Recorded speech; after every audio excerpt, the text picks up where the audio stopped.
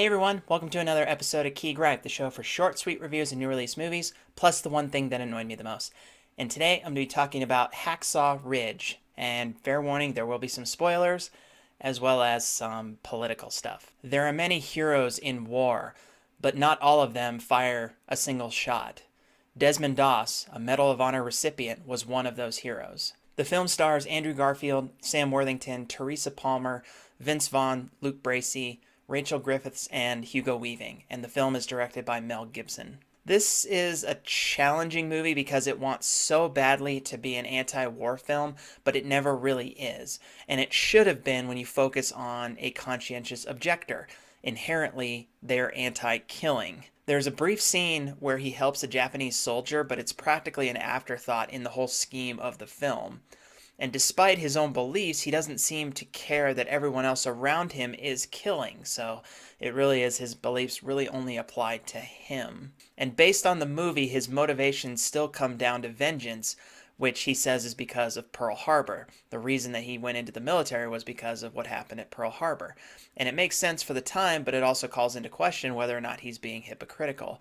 So this film really wants to be anti-war, but at the same time, they present us with so many things that suggest that it's not. The combat scenes are brutal and a bit over the top, but for the most part, they're quite effective. And obviously, they wanted to show just how violent the Battle of Hacksaw Ridge really was, but at the same time, the violence is hyper real versus what I would say is the more realistic violence of, say, Saving Private Ryan.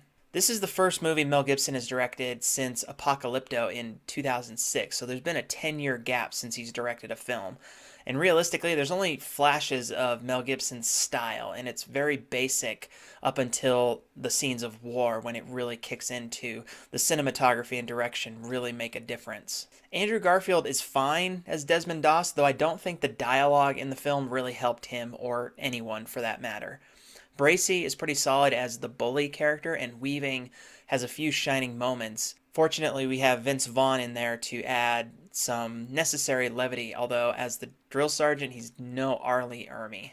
One thing I really did like was Rupert Gregson-Williams' score, which was just fantastic all around. The film is, for the most part, accurate, but it does over-dramatize some of the events.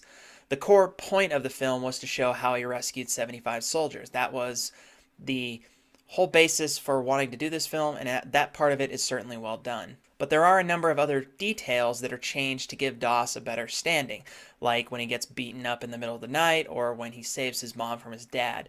Details of reality that were changed to try to build up his character. I had mentioned that the dialogue in this movie doesn't really help anybody, and that is absolutely my key gripe, but it goes deeper than that. The dialogue in this film lacks any kind of nuance, and it actually took me out of the story very early in the movie. So much of it has to do with focusing on how his faith is under attack, and there's no subtlety in talking about his faith or how it's addressed by others. It's always just very surface level dialogue. And this is actually a common problem with faith-based films.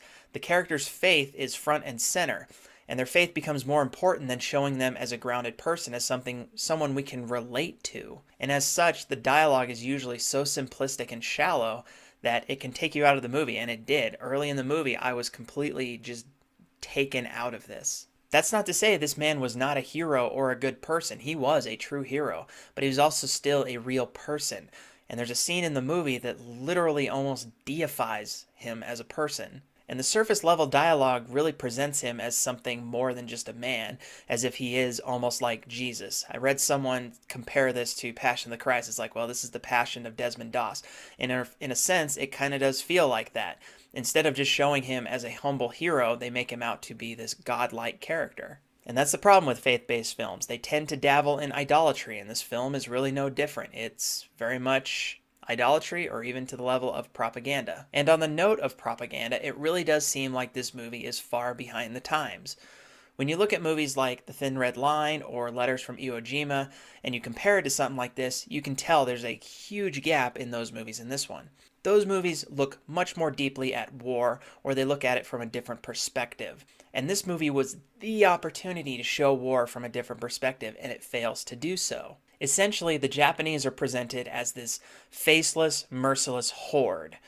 And that doesn't mean that America wasn't equally as merciless or callous in battle. In fact, the American troops are pretty much faceless too. Aside from Doss, almost every character is razor thin. We barely get any kind of characterization outside of him, so how can we connect with any of these characters that are getting blown to pieces? Hence, the core message of this film would have served so much better as an anti-war film than a pro-war film, and instead what we get is a pro-war message at the end. If the entire purpose of his story was not wanting to kill, shouldn't that be the film's overarching message and really show the grotesque nature of war instead of showing the victory in war? Overall, this is an intense war film, no doubt about it, and it's about on par with one of Gibson's last war movies, We Were Soldiers. But unlike that film, it has an identity crisis, never knowing whether it's anti-war or if it's pro-war propaganda. Doss was indeed an American war hero, but the film doesn't go beneath the surface level homage to present a deeper, more challenging message. There are no winners in war, only the brave lose their lives. I'm sure I'll get some opinions on this one, but let me know what you thought of Hacksaw Ridge, whether you liked it or didn't like it, some of the reasons why you think I'm absolutely wrong, or some of the reasons why you think that I might be onto something here. And that does it for this episode of Key Gripe, and I'll see you guys next time. Bye-bye.